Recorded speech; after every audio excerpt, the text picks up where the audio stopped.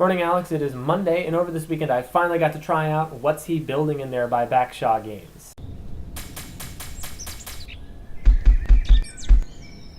The general premise of What's He Building in There is that you are playing as a mad scientist trying to build your doomsday machine and your escape plan before Scotland Yard comes in 15 turns and shuts you down. Now, to do this, you move your mad scientist and your henchmen across the board to different workshops and different places in order to collect money, resources, do research, manual labor, and so on and so forth to get all the things that your devices need in order to function. Okay, so we'll handle this one step at a time. So on the board there are workshops, and those workshops are each dedicated to a particular kind of resource, such as glass or copper. Now, when you place your pawn on that resource, you can either get the resource or you can refine resources that you already have into a higher quality material, so turning raw copper into copper wire, depending on what your machine needs. Now, there's also black market, which works much in the same way as all the other locations on the board. So it can give you money, it can refine resources, it can give you resources, you can exchange resources. Basically, it just operates in a different way and gives you a little more variety as to how you can get the resources you need. In addition to that, there's also genius at work and manual labor. So using either your mad scientist or your henchman, you can tally up those points in order to build the intermediate inventions that you need in order to build your ultimate doomsday weapon. Okay, so let's talk about the devices you're actually trying to build. So you have two things you're trying to build. You have your escape plan and your actual doomsday machine. So in order to build them, these are the intermediate inventions that you have to build, the resources that you have to get.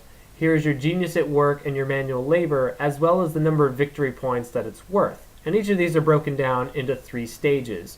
Now, in order to win the game, you have to at least get to stage 1 by the time Scotland Yard comes. But if you're able to accrue the other resources and inventions in order to do the other stages, you actually get more victory points and have a better chance of winning against all the other players. So there's several intermediate inventions. These are just 3 examples. And each of these also have their own requirements as far as genius at work, money, and resources in order to build them. And so when you invent these, you can get some victory points for doing so. If you're the first person to invent one, anybody else who has to use that same invention will pay you money in order to get a copy of it.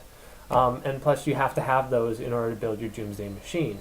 Now there's also direct effect inventions, which you get them much the same way as these ones, but they allow you to do additional things. So maybe they let you move along the social track faster. At the end of the day, the game is all played on victory points. Whoever can accrue the most victory points throughout the game wins, provided, of course, they're able to build at least stage 1 on both of their devices.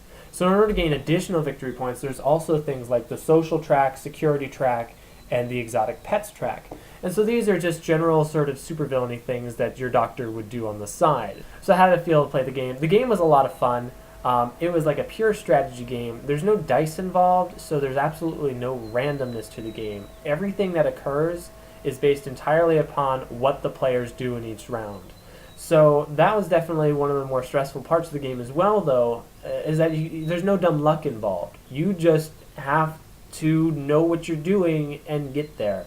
So the first time we played, there was definitely a lot of anxiety. A lot of people were very skeptical as to whether or not any of us would actually manage to build the machines that we were trying to build, just because it seemed like there weren't enough turns to get all the resources you needed. Now, I should point out that the most vocal skeptic on whether or not we'd be able to build the Doomsday devices was also the one who managed to build stage 3 on both of her devices. When we first started playing the game, all of us didn't really know what we were doing. We just kind of placed our pawns randomly on the board, unsure of what was important at this stage of the game and what was unimportant. By the end of the game, though, all of us were watching that turn counter like a hawk, trying to get those last few resources we need in order to build our doomsday machines. So in Settlers of Catan, I mean, if you're at like 8 points and you know just 1 or 2 moves away you're going to win the game, yeah, you're a bit anxious, your heart's beating a little bit, you're breathing a little heavier than you normally would be. But in this game, everybody in those turns is stressed out, and so that can sort of add to the anxiousness of backstabbing and getting in each other's ways. My wife and I, after playing this game, started flashing back in the night and were unable to sleep because of it. It could have had something to do with the fact that it took us like 3.5 to 4 hours to get through it, and so it was pretty late by the time we finished.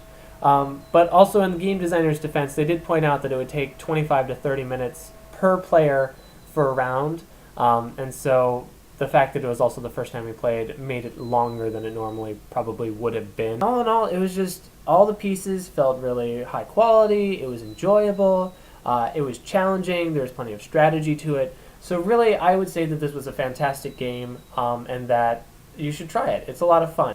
That being said, I would like to point out one gripe I have with the game, and that's that the escape plan and the Doomsday Machine, they have different intermediate inventions that you have to invent. And so the player who ended up getting to stage 3 on both of her devices, between her 2 devices that she had to build, only had to build 4 intermediate inventions in order to get to stage 3, whereas the rest of us had to build at least 5 intermediate inventions. So we did feel a little bit screwed on that part, just because we had to build additional things that she did not, which kind of gave her a bit of an advantage over us. Anyways, Alex, if you get a chance to try What's He Building in There, I highly recommend doing so. I also recommend that prior to playing What's He Building in There, you listen to Tom Waits discussing What's He Building in There, which I'll put a link to.